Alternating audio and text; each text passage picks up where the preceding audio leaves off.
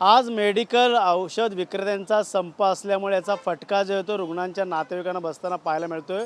आपण सध्या ठाण्यातील कळवा रुग्णालयाच्या शेजारी असे जे मेडिकल आहेत, मेडिकलच्या बाजूला हे जनरल स्टोअर आज जे ते औषधाचं पूर्णतः बंद आहेत आणि सर्वच मेडिकल स्टोअर जे आहे ते बंद असल्यामुळे याचा फटका जो आहे तो रुग्णांच्या नातेवाईकांना होताना आपल्याला पाहायला मिळतोय।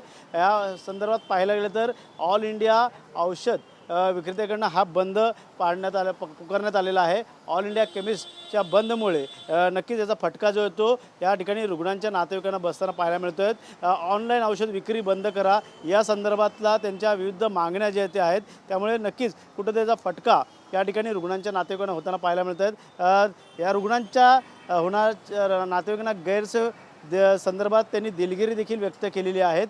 बॅनरवरती तशा पद्धतीचा मजकूर देखील लिहिण्यात आलेला आहे। मात्र या ठिकाणी कळवा रुग्णालयामधून अनेक रुग्णांच्या नातेवाईकांना अशा प्रकारचं लिहून दिलं जातं की कोणकोणती औषधं पाहिजेत आणि याच ठिकाणी औषध घ्यायला आले असते, मात्र त्यांना मेडिकलचं दुकान, औषधाचं दुकान जे बंद अवस्थेत दिसल्यामुळे नाराजी व्यक्त करताना आपल्याला पाहायला मिळत आहेत।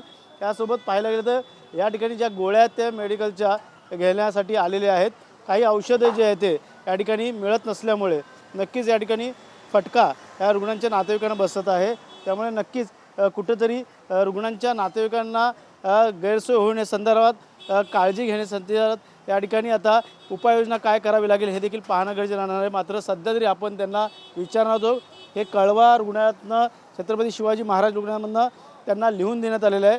क्या नाम आहे आपका? नितीन मौर्या। आणि ह्या ठिकाणी या ठिकाणी त्यांचा मुलगा जो है या ठिकाणी गोळ्या औषधं लिहून दिले आहेत कि दवाई लिख के दी है लेकिन मेडिकल बंद है। वाइट खून कम है उनका, वाइट खून 90% है, 0.90%। तो दवा लेने के लिए आया तो दवा बाहर मिला ही नहीं, तो इसलिए अभी इंतजार कर रहा हूँ मेडिकल खुलेगा कि नहीं खुलेगा। आपको पता था कि मेडिकल स्टोर आज बंद होने वाला है? जो लिख के दिया है पर्ची में आपके यहाँ पे, वो तो बोले चालू है, वकील इधर आया तो बंद है अभी मेडिकल।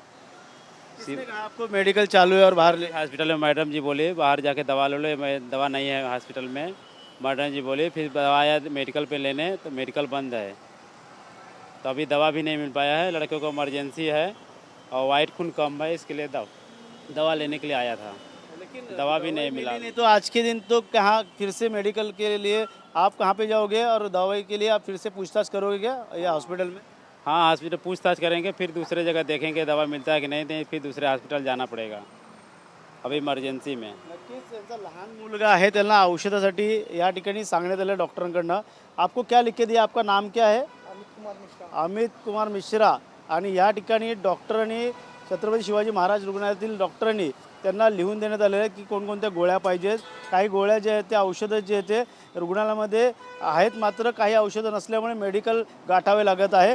मात्र पाहायला गेलं तर कुठंतरी याच रुग्णालयांना जानकारी नाही का आज मेडिकल बंद आहे, त्यामुळे कुठंतरी पश्चाताप देखील या ठिकाणी रुग्णांच्या नातेवाईकांना होतं, नाराजी देखील व्यक्त होतं।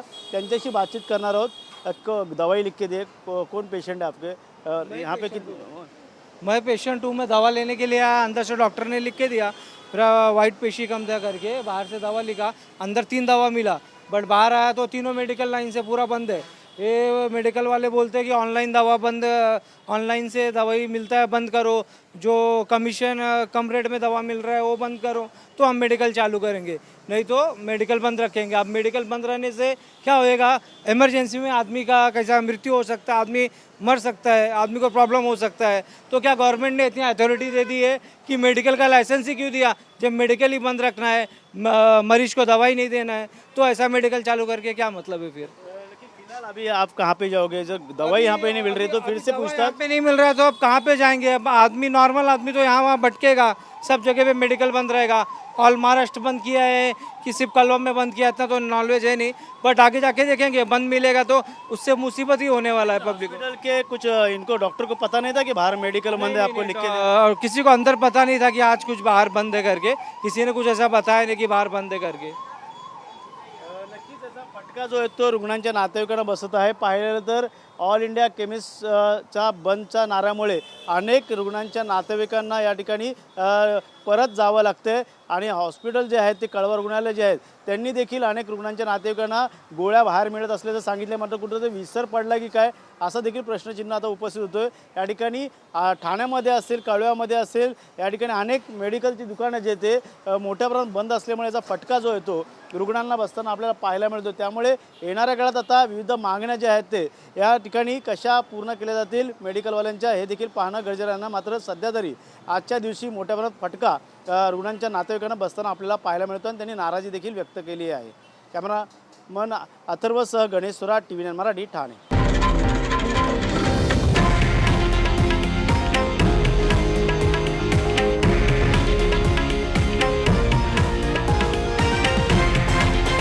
हे आहे देशातील नंबर 1 न्यूज नेटवर्क आणि आपण पाहत आहात TV9 मराठी, एकमेव।